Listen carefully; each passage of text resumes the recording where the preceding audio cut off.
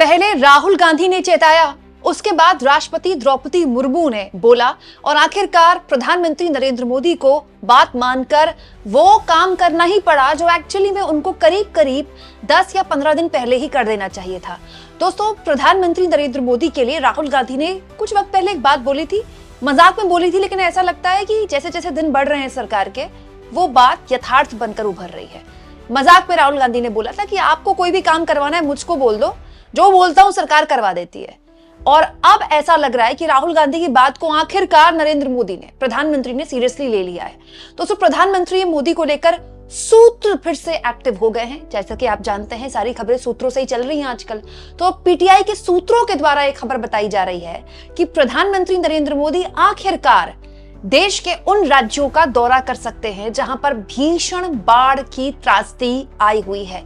इनमें कितने राज्य होंगे इस पर कोई जानकारी निकलकर नहीं आई है, लेकिन ये बात इसलिए महत्वपूर्ण है दोस्तों, क्योंकि प्रधानमंत्री नरेंद्र मोदी जिस वक्त मुझे गालियां दे दी, मेरी मां का अपमान कर दिया, इस तरह की बातें बोलकर रो रहे थे, आंसू बहा रहे थे, उसके तुरंत बाद राहुल गांधी सामने आए थे। उन्होंने ये वीडियो शेयर किया था और उन्होंने कहा था कि पंजाब सहित हिमाचल, उत्तराखंड ऐसे कई राज्य हैं जहां पर बाढ़ और प्राकृतिक आपदा से करोड़ों लोगों को प्रभावित हुए हैं और कई लोग इससे बहुत बुरी तरह से प्रभावित हुए, कई लोगों की जान भी जा चुकी है। तो आप तुरंत इस मामले में कोई एक्शन लीजिए। नमस्कार। पंजाब में बाढ़ के कारण बहुत नुकसान हुआ है। जम्मू कश्मीर, हिमाचल प्रदेश और उत्तराखंड में भी बहुत बुरी हालत है। बहुत दुख होता है ये देखकर कि लोग अपने बच्चों को, अपने परिवारों को बचाने के लिए इतना संघर्ष कर रहे हैं। मोदी जी, सरकार की जिम्मेदारी लोगों की रक्षा करनी होती है। आप जल्दी से जल्दी इन स्टेट्स के लिए एक स्पेशल रिलीफ पैकेज तैयार कीजिए और लोगों की प्रोटेक्शन कीजिए। दोस्तों, इसके बाद अचानक से खबर आई कि मोदी जी ने अपने 2 बड़े मंत्रियों को 2 राज्य भेजा है। गृह मंत्री अमित शाह गए थे दोस्तों जम्मू कश्मीर, वहां पर लैंडस्लाइड और लगातार वहां पर बाढ़ से हालात काफी खराब है।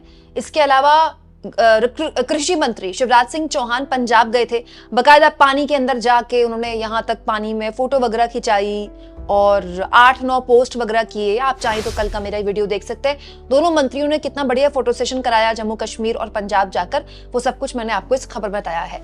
और अब अचानक से सूत्रों के हवाले से खबर आनी शुरू हो गई है कि प्रधानमंत्री नरेंद्र मोदी आखिरकार उन राज्यों का दौरा, हवाई सर्वेक्षण कर सकते हैं जहां पर बाढ़ और बारिश ने कहर बरपा रखा है।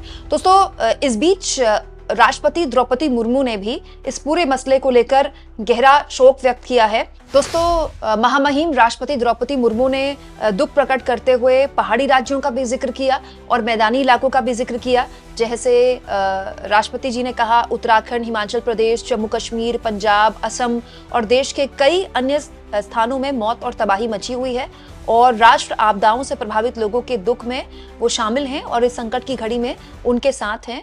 और जो बचाव कार्य में लोग लगे हैं, उनके जज्बे को भी राष्ट्रपति ने उनकी तारीफ की।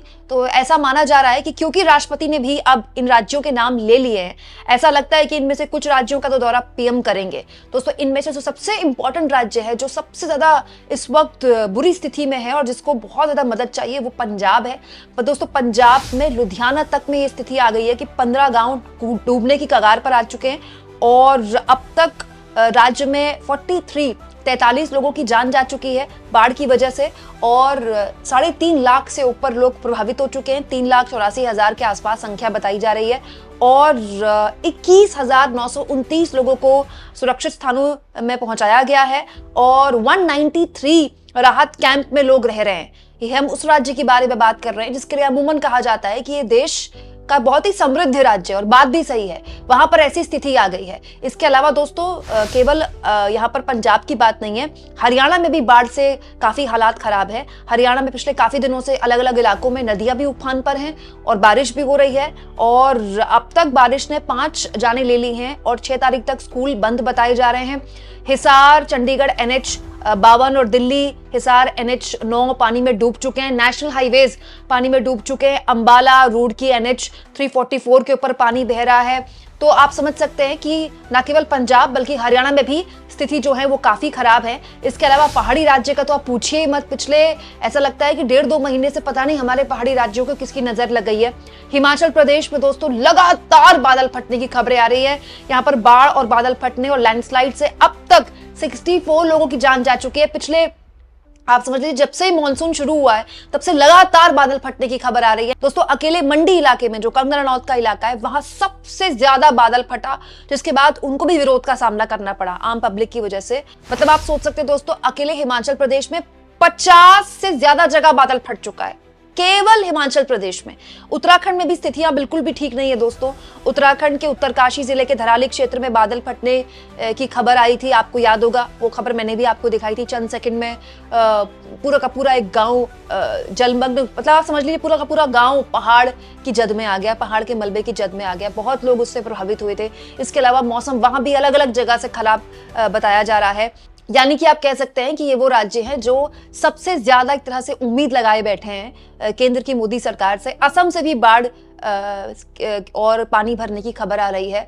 तो आप मान सकते हैं कि क्योंकि जब इस तरह की स्थितियां आती हैं, जैसे पंजाब सरकार ने बाढ़ प्रभावित घोषित कर दिया है पूरे राज्य को, तो ऐसी स्थिति में जो केंद्र की सरकार है उससे राज्य सरकारें फंड की मांग करती है, क्योंकि आपको अतिरिक्त फंड चाहिए। तो ऐसी स्थिति में केंद्र सरकार अगर फंड देती है तो हो सकता है दोस्तों कि फंड देने से पहले पीएम हवाई सर्वेक्षण करने की सोच रहे हों। लेकिन मैं ये मानती हूँ कि प्रधानमंत्री मोदी को दोस्तों ये फैसला बहुत पहले ले लेना चाहिए था। पंजाब में तो खैर अभी पिछले 1.5-2 हफ्ते से हालात खराब हैं।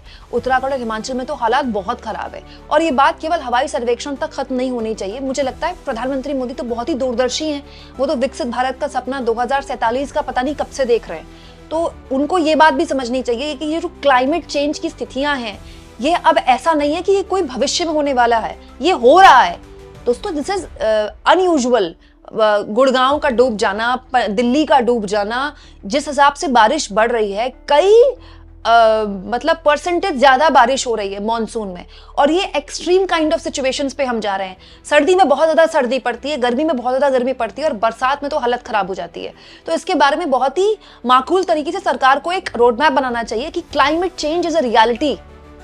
जो ये पूरा का पूरा जो मौसम में बदलाव है ये एक सच्चाई है, इसको हमें स्वीकार करना चाहिए और हमारा रोड मैप अब उसी तरह से होना चाहिए। दोस्तों अब इसमें हेडलाइन मैनेजमेंट वाला कुछ भी नहीं रहा, क्योंकि हम एक डेवलपिंग नेशन है। हम बिल्कुल भी अफोर्ड नहीं कर सकते कि हम अपने लोगों को हर साल एक ऐसी आपदा में धकेलें जिसमें वो बेबस हो जाते हैं। इसीलिए हमको ये एक्शन प्लान बनाना पड़ेगा कि हम क्या करें ऐसे कि इस क्लाइमेट चेंज से हमारे जो नागरिक हैं, आम नागरिक हैं, वो सीखें कि हमको इससे कैसे दो चार होना है, क्योंकि ये एक रियलिटी है। आप इस मुद्दे पर क्या सोचते हैं कमेंट बॉक्स में जरूर लिखें और जितना हो सके दोस्तों चैनल को शेयर भी करें और सब्सक्राइब भी।